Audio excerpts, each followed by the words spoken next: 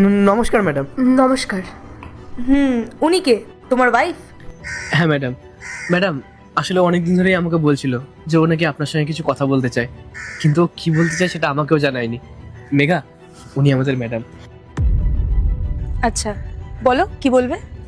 Ma'am, আসলে ও আমাকে বলছিল যে আপনার অফিসে নাকি ম্যানেজারের পোস্ট খালি আছে।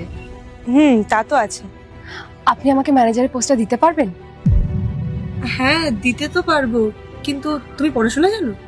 আরে তুমি কি পাগল হয়ে গেছো নাকি? কি বলে যাচ্ছ তুমি ম্যাডামের সামনে? তুমি জানো ম্যানেজার পোস্টে জব করার জন্য কত পড়াশোনা জানতে লাগে? আর তুমি তো সেরকম ভাবে পড়াশোনাও জানো না। ম্যাডাম, আমাদেরকে ক্ষমা করে দেবেন, আসলে আমার স্ত্রী না বুঝে শুনে এইসব বলে ফেলেছে। আরে তুমি একটু শান্ত হও, আমি ম্যাডামের সাথে কথা বলছি। Madam, I have an MBA degree. আপনি যদি আমাকে আপনার কোম্পানিতে অ্যাজ এ ম্যানেজার পোস্টে হায়ার করেন, তাহলে আমি খুব ভালোভাবে সেই পোস্টে হ্যান্ডেল করতে পারবো। আমি বিয়ের আগে একটা ভালো কোম্পানিতে উঁচু পোস্টে জব করতাম, আর সেখানেও আমার রেপুটেশন খুব ভালো ছিল। তাই আপনি যদি চান আমাকে হায়ার করতে পারেন। রাহুল, তুমি তো আমাকে কখনো বলোনি যে তোমার স্ত্রী এতটা এডুকেটেড, এত দূর অবধি পড়াশোনা করেছে। যখন নিজেদের মধ্যে ম্যানেজার হওয়ার জন্য একজন ক্যাপেবল মানুষ রয়েছে, তাহলে বাইরের থেকে হায়ার করার কি দরকার?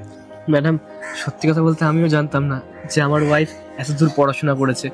আমিও এখনই জানলাম। হ্যাঁ ম্যাম, ও ঠিকই বলেছে।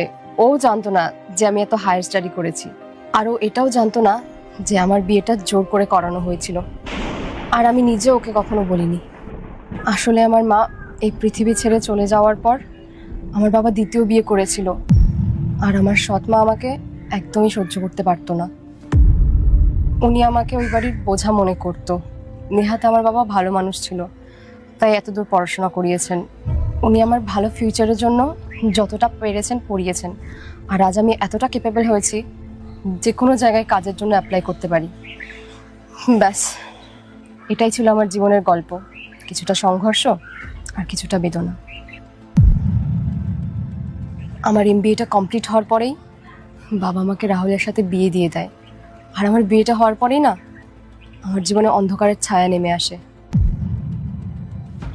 2 বছর হয়ে গেল আমাদের বিয়ে হয়েছে ম্যাডাম, কিন্তু এখনো আমাদের নিজস্ব কোনো বাড়ি নেই, আর আমাদের সংসারটা পুরোটাই ওর ইনকামে চলে। আর আপনি তো জানেনই আজকাল কিভাবে জিনিসপত্রের দাম বাড়ছে। ও যা ইনকাম করে না, তাতে আমাদের দুজনের সংসার ঠিক করে চলে না।